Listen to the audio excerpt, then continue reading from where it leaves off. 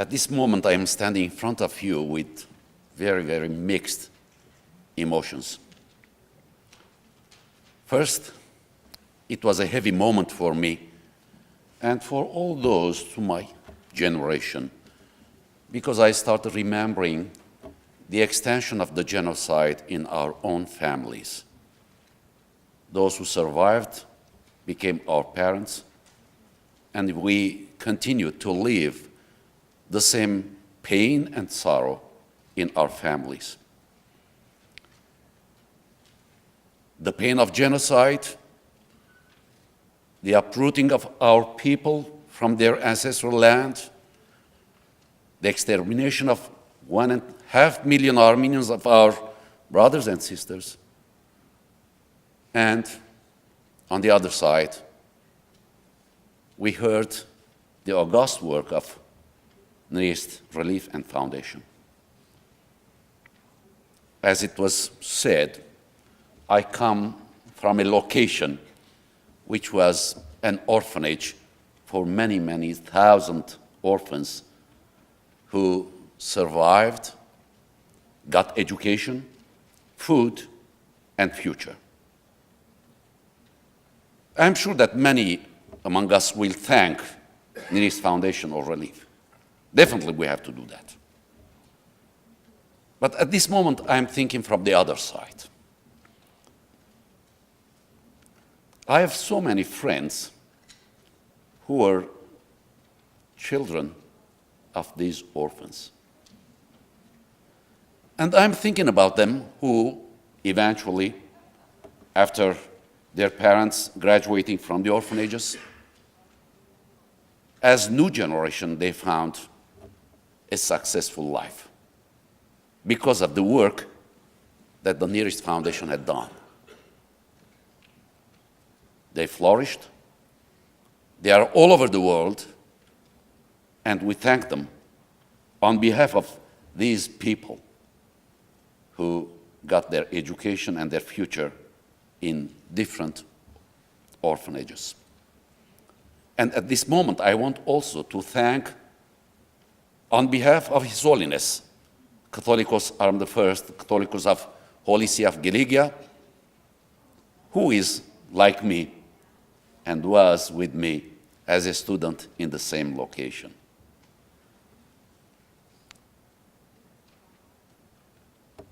Many of the speakers talked about the work of Near East Foundation. I know them. I know personally many of them. Not only the orphans, also those who were responsible. Mama Jakobsen, by the way, once when I was in jail in Byblos, she cooked me beans and pilaf. We in Armenian, we say fasulya, she used to say fasulia. So, as I said, it's a memory that lives with me and with all these people of my generation who carry with them the sorrow of the genocide.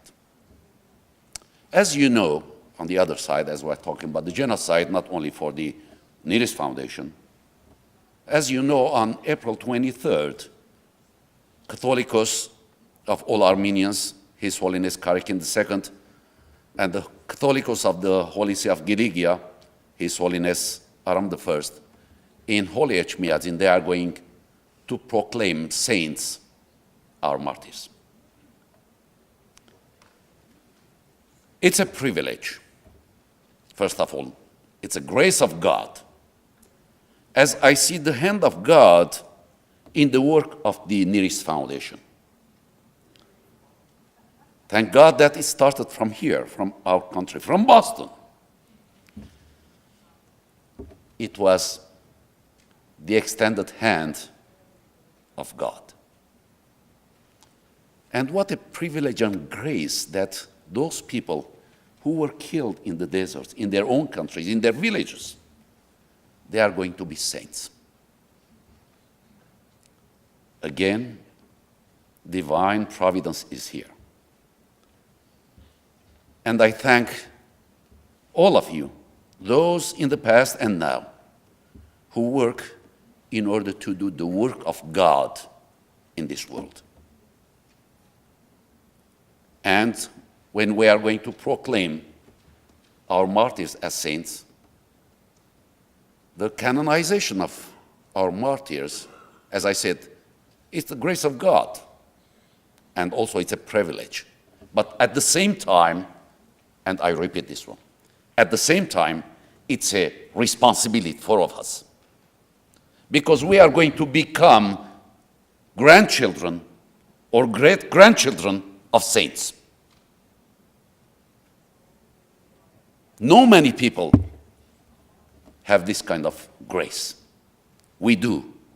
But at the same time, we have to carry on our shoulders the responsibility of being the children of a noble people who for Christ and for fatherland, they gave their lives. They are not dead. We are here. The perpetrator has failed. And today, most of you most probably heard that at Vatican, the Holy Father, the Pope, celebrated Holy Mass for the Armenian martyrs. Both Catholicoi were there, and I want to conclude my remarks with few words that His Holiness Aram I has said. Sorry, I'm reading from telephone. International law spells out clearly that condemnation, recognition, and reparation of a genocide are closely interconnected.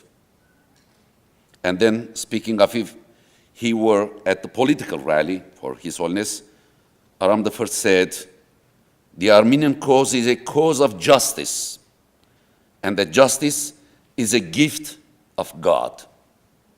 Therefore, the violation of justice is a sin against God." Thank you.